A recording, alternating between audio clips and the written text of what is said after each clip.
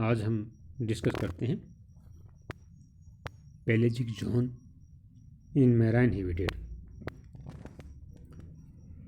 Marine habitat या समुद्री आवास में उपस्थित पेलेजिक जोन, इसे हम हैबिटेट इकोलॉजी के अंतर्गत पढ़ते हैं या पारिस्थितिकी आवास, समुद्री आवास के अंतर्गत इसे हम पढ़ते हैं। पेलेजिक जोन मैराइन हैबिटेट में है, जिसको सर्वप्रथम डिस्क्राइब करने वाले वैज्ञानिक हेइसबाथ थे, जिन्होंने 1957 में पेलेजिक जोन को डिस्क्राइब किया। हेइसबाथ के अनुसार मैराइन हैबिटेट को उसकी फिजिकल कंडीशन तथा उपस्थित प्लांट्स तथा एनिमल्स के आधार पर दो जोन में विभाजित किया गया है।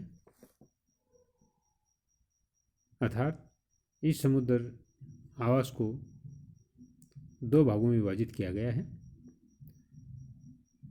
पहला भाग है या प्रथम जोन है पेलेजिक जोन और द्वितीय जोन है बेंथिक जोन। आज हम मुख्य रूप से पेलेजिक जोन को डिस्कस करते हैं। Pelagic zone it include the entire water mass lying above the ocean floor, यानी समुद्र के मुख्य भाग से ऊपर की तरफ उपस्थित जलीय क्षेत्र को पेलेजिक जोन के रूप में माना जाता है या जाना जाता है।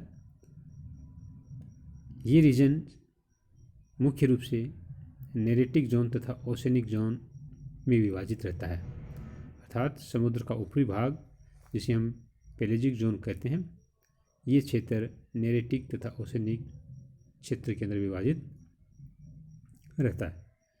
समुद्र का मुख्य भाग है जिसे हम बेंथिक जोन के नाम से जानते हैं, और ये मुख्य रूप से समुद्र के बॉटम भाग तक फैला रहता है, और ये मुख्य रूप से लिटरल तथा डीप सी जोन के अंदर विभाजित रहता है। हम कह सकते हैं कि बेंथिक जोन लिटरल जोन तथा डीप सी में डिवाइडेड है, और ये समुद्र के मुख्य भाग का निर्माण करता है। नेक्स्ट हम देखते हैं इकोलॉजी ऑफ पेलेजिक जोन। चूँकि हम पेलेजिक जोन पढ़ रहे हैं तो पेलेजिक जोन की इकोलॉजी है, उसको हम डिस्कस करते हैं। It include entire mass lying above the sea bottom. जैसा कि हमने कहा कि पेलेजिक जोन समुद्र के मुख्य भाग से या बॉटम से ऊपर का भाग है, जिसको बेसिक रूप से नेरेटिक तथा ओशनिक जोन के अंदर विभाजित किया गया था। इसमें हम सर्वप्रथम देखते हैं neritic zone. This is the zone of shallow water extending upon the depth of 200 metre. या नेरेटिक जोन पेलेजिक जोन का वह भाग है जो 200 मीटर की गहराई तक पाया जाता है। This is form the neritic zone, ये नेरेटिक जोन को ही निर्माण करता है। The slope of this zone is known as the continental shelf, यानी इस जोन के अंदर जो समुद्र की गहराई तरफ जाते हैं, जो स्लोप पाया जाता है या जो ढलान पाया जाता है, जिसे हम कॉन्टिनेंटल शेल्फ के नाम से जानते हैं। The neritic zone is close the land mass and affect by the factor of the terrestrial environment. चूँकि ये समुद्र के किनारे भागों को रिप्रेजेंट करते हैं या समुद्र के किनारे भाग में नेरेटिक जोन पाया जाता है, इसलिए यहाँ की पारिस्थितिकी या टेरेस्ट्रियल एनवायरनमेंट के द्वारा ये प्रभावित रहता है। जैसा कि हमने डिस्कस किया कि 200 मीटर की गहराई तक पाया जाता है, इसलिए समुद्र की टेरेस्ट्रियल एनवायरनमेंट से ये प्रभावित रहता है। नेक्स्ट हम इसी का भाग देखते हैं पेलेजिक जोन में। नेरेटिक जोन के बाद में हम देखते हैं oceanic zone. This zone include high level of water and extending from continental shelf to open sea. अर्थात नेरेटिक जोन का जो कॉन्टिनेंटल शेल्फ ढलान वाला भाग था, उससे ये आगे ओपन सी तक एक्सटेंड रहता है या वहाँ तक फैला रहता है, और इसमें बहुत अधिक मात्रा में जल पाया जाता है। यह हाई लेवल ऑफ वाटर को रिप्रेजेंट करता है। It is free from the effect of the terrestrial environment, और ये टेरेस्ट्रियल एनवायरनमेंट या इसके किनारे के जो भाग होते हैं उनसे मुख्य रूप से प्रभावित नहीं होता, ये इनसे फ्री रहता है। तो हम कह सकते हैं कि बेसिकली नेरेटिक जोन के बाद में ओशनिक जोन पाया जाता है। नेरेटिक जोन 200 मीटर की गहराई तक था, और इसके बाद में जैसे जैसे समुद्र की गहराई की तरफ जाते हैं तो हमें ओशनिक जोन दिखाई देता है। हम पेलेजिक जोन में लेते हैं। पेलेजिक जोन को लाइट की इंटेंसिटी के आधार पर दो भागों में डिवाइडेड किया गया है। एक है यूफोटिक जोन तथा दूसरा है एफोटिक जोन्स। यानी प्रकाश की उपस्थिति के आधार पर हम दो भाग इनके देख सकते हैं। यानी pelagic zone on the basis of the intensity of the light it is divided into part या two zone. First zone is euphotic zone and second one is aphotic zone. First we discuss about euphotic zone. सर्वप्रथम हम euphotic zone को discuss करते हैं। It include the upper surface water into which enough light is penetrate to be effect in photosynthesis. This is called illuminated zone or producing zones. Depth is up to 100 meter. It may even reach up to 200 meter in clear tropical water. यानी ये यूफेटिक zone pelagic zone का ऊपरी भाग है। लगभग 100 metre की गहराई तक पाया जाता है। कभी कभी ये 200 मीटर की गहराई तक रहता है, और इसमें लाइट पेंट्रेट करती है या लाइट इस तक पहुंच जाती है, और फोटोसिंथेसिस की मैकेनिज्म इस क्षेत्र के अंदर पाई जाती है, या प्रकाश संश्लेषण की क्रिया प्लांट्स में इस क्षेत्र के अंदर पाई जाती है, और इसे इल्यूमिनेटेड या प्रकाशित क्षेत्र के नाम से भी जाना जाता है।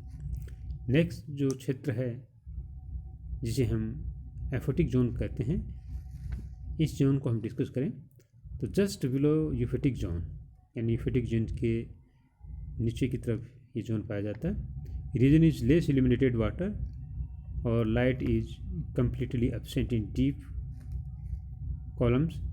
इस क्षेत्र के अंदर लाइट की प्रतिदीप्ति या लाइट की पहुंच कम होती है या प्रकाश कम मात्रा में पाया जाता है। प्रोड्यूसर और फोटोसिंथेटिक प्लांट्स आर एब्सेंट, चूँकि यहाँ बेसिकली लाइट एब्सेंट रहती है, तो इसलिए फोटोसिंथेटिक जो प्लांट होते हैं या प्रकाशीय संश्लेषण के द्वारा जो प्रोड्यूसर का कार्य करते हैं या भोजन का निर्माण करते हैं, ये इस क्षेत्र के अंदर नहीं पाए जाते हैं। वाटर टेम्परेचर इज लो, पानी का तापमान भी कम रहता है। वाटर करंट इज एब्सेंट, पानी में बहाव नहीं रहता है। Animals feed up to each other और depend upon the dead body of the plant and animals which were dropped by euphotic zone. Animals मुख्य रूप से एक दूसरे के ऊपर डिपेंड होते हैं, ये एक दूसरे को खाते हैं या भोजन के रूप में प्राप्त करते हैं, या यूफेटिक जोन से जो डेड बॉडी धीरे धीरे समुद्र के पैंदे की तरफ आती हैं या जो डूबती हैं, उनको ये भोजन के रूप में प्राप्त करते हैं। इसमें प्लांट्स तथा एनिमल्स दोनों हो सकते हैं। तो हम कह सकते हैं कि एफोटिक जोन के अंदर फोटोसिंथेसिस की मैकेनिज्म न होने के कारण यहाँ पर उपस्थित एनिमल्स यूफेटिक जोन में पाए जाने वाले प्लांट्स और एनिमल्स की डेथ होने के बाद में जैसे ही ये समुद्र की गहराई तक डूबते हैं, तो एफोटिक जोन में उपस्थित एनिमल्स के द्वारा इन्हें भोजन के रूप में प्राप्त किया जाता है। नेक्स्ट इसी में पेलेजिक जोन में हम देखते हैं पेलेजिक बायोटा, यानी कौन कौन से इसमें ऑर्गेनिज्म पाए जाते हैं। Planktons and nektons are present and neuston organism resting on the surface of the water. इसमें बेसिकली क्योंकि ये समुद्र का ऊपरी भाग है, इसलिए प्लैंक्टन्स तथा नेक्टन्स पाए जाते हैं, और न्यूस्टोन एनिमल्स होते हैं वो इसकी सतह के ऊपर रेस्टिंग अवस्था के अंदर पाए जाते हैं। Phytoplanktons and zooplanktons are algae, diatoms, dinoflagellate, radiolarians, foraminiferas jellyfishes, worms, large number of crustaceans, molluscus are present और habitat, यानी बेसिकली ये प्लैंकटन तथा नेक्टॉन इसके अंदर आवासित रहते हैं। नेक्टॉन्स के एग्जाम्पल हम देखें तो नेक्टॉन में molluscs, fishes, birds and mammals are the nektons of the oceanic. साथ साथ समुद्री molluscs like squid, fishes as shark fish, flying fish तथा मैमल्स में हम देखें तो सील्स, डॉल्फिन, व्हेल आदि इसके अंदर पाए जाते हैं। बर्ड्स में हम इसमें पेंगुइन्स देख सकते हैं, डक्स देख सकते हैं, गल्स देख सकते हैं। तो ये पेलेजिक जोन में उपस्थित मुख्य रूप से बायोटा होते हैं। चूँकि हम जानते हैं कि समुद्र के पेलेजिक जोन ऊपरी भाग होता है, तो इसमें मुख्य रूप से ये प्लैंकटन, नेक्टॉन तथा न्यूस्टॉन्स पाए जाते हैं, उपस्थित रहते हैं। थैंक्स।